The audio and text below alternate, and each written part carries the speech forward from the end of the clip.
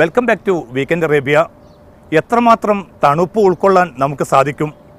ഇതൊരു മത്സരമല്ല, മറിച്ച് തണുത്തുറഞ്ഞ പ്രദേശങ്ങളിൽ ജീവിക്കുന്ന മനുഷ്യരെ ഓർമ്മിക്കാനുള്ള അവസരമാണ്. ദുബൈയിലെ ചിൽ ഔട്ട് കഫേയുടെ പ്രത്യേകതകളാണ് വീക്കെൻഡ് അറേബ്യയിൽ ഇനി.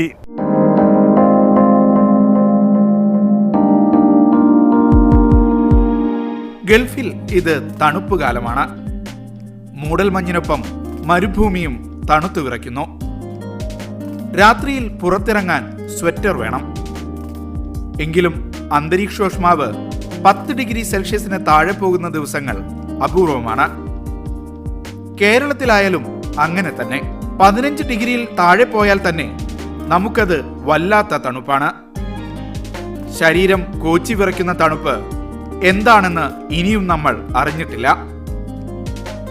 അധികമൊന്നും യാത്ര ചെയ്യാതെ തണുപ്പിന്റെ കടുപ്പം അറിയണമെന്നുണ്ടോ? എങ്കിൽ ദുബൈയിലെ ഒരു കഫേയിലേക്ക് പോകാം. അൽക്കൂസിലെ ടൈം സ്ക്വയർ സെന്ററിലാണ് ഈ കഫേ.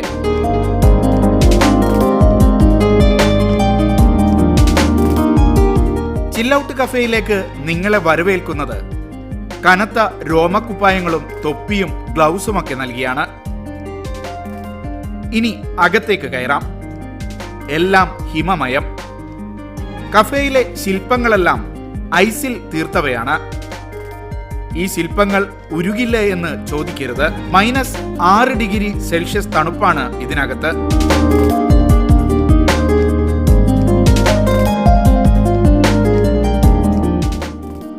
വെള്ളം ഐസാകുന്ന തണുപ്പിനേക്കാൾ താഴെയാണ് ഈ കഫേക്കകത്തെ ഊഷ്മാവ്.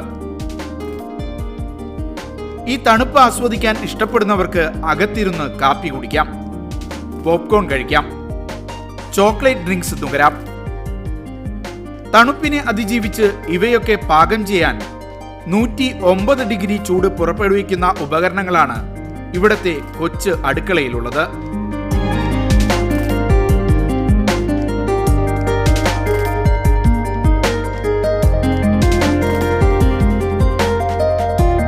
പത്ത് വർഷം മുമ്പ് പ്രവർത്തനം ആരംഭിച്ച ചിൽ ഔട്ട് കഫേയിലേക്ക് ഷാർജയിലെ ബിഗ് ഹാർട്ട് ഫൗണ്ടേഷൻ കഴിഞ്ഞ ദിവസം കുറെ അതിഥികളെ വിളിച്ചു വരുത്തി.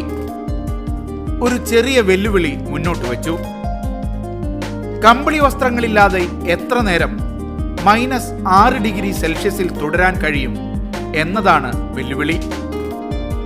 10 മിനിറ്റിൽ കൂടുതൽ അതിന് ത്രാണിയുണ്ടായിരുന്നവർ വിരളമായിരുന്നു. അവരോട് ഫൗണ്ടേഷൻ പ്രവർത്തകർ ഒരു ചോദ്യം ഉന്നയിക്കുന്നു.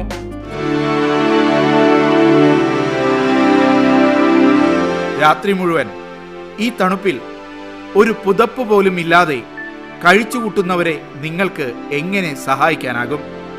സിറിയയിൽ, ഇറാഖിൽ അങ്ങനെ എത്രയോ പേർ, എത്രയോ കുട്ടികൾ -ഡിഗ്രി തണുപ്പിൽ വിറങ്ങലിച്ച് മരവിച്ച് കഴിയുന്നു. നെഞ്ചിൽ തട്ടുന്നതായിരുന്നു ആ ചോദ്യങ്ങൾ. So we started this campaign as it is an emergency case for the Syrian refugees and the Iraqi displaced people, to encourage people to donate for them as they are really needing the clothes and the shelter to keep them warm in this very tough winter in different Middle East countries. സിറിയയിലേക്കും ഇറാഖിലേക്കും സഹായമെത്തിക്കാൻ ഒപ്പം നിൽക്കാനുള്ള ആഹ്വാനമായിരുന്നു അത്. രക്തം പോലും ഉറഞ്ഞു പോകുന്ന തണുപ്പ് എന്താണെന്ന് അത് അറിയാത്തവരെ അറിയിക്കാൻ ഇതിനേക്കാൾ ഉചിതമായൊരു മാർഗമില്ലായിരുന്നു. 1 മാസത്തോളം ഈ പ്രചാരണ പ്രവർത്തനം തുടരാനാണ് ബിഗ് ഹാർട്ട് ഫൗണ്ടേഷന്റെ തീരുമാനം. തണുപ്പ് ആഘോഷിക്കാനാണ് പലരും ചിൽ ഔട്ട് കഫേയിലേക്ക് എത്തിയിരുന്നത്. ഇനി അവിടെ നിന്ന് ചില തിരിച്ചറിവുകളുമായി പടിയിറങ്ങാം. തണുത്തു വിറയ്ക്കുന്നവർക്ക് സ്നേഹത്തിന്റെ, കരുതലിന്റെ ചൂട് പകരാം.